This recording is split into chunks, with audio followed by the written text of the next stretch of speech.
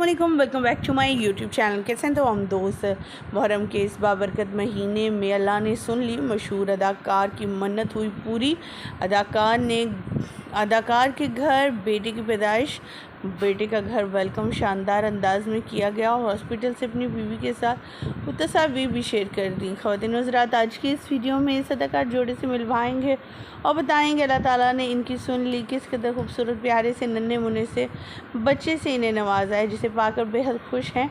अदाकार तो सजदे में ही सजदा रेज़ हो गए और अल्लाह ताला से शुक्राने के नफल भी अदा किए कि उसने ये नेमत अता की है। ख़वातीन हज़रात, आज के इस वीडियो में इसके हवाले से अपडेट शेयर करेंगे और बताएंगे आखिर कौन सी सेलिब्रिटी हैं।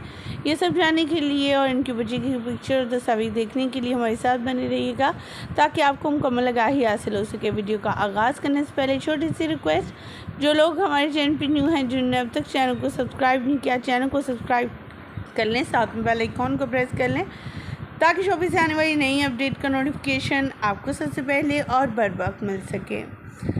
जैसा कि आप सभी जानते हैं 2025 है और ये मुहर्रम का महीना चल रहा है। मुहर्रम के महीने में बहुत सी अल्लाह ताला दुआएं कबूल करता है, क्योंकि इमाम हसन हुसैन के सदक़े करके कोई भी खाली हाथ नहीं रहता अगर किसी कोई मुराद या हाजत हो।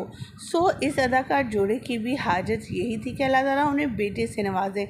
बिला आखिर वो बेटे से जा मिले और उन्होंने वीडियो क्लिप भी शेयर कर दिया और कहा, हम बेहद शुक्रगुज़ार हैं उस ज़ात के जिसने हमें दिया और उसके दिए बगैर हम कुछ नहीं कर सकते थे।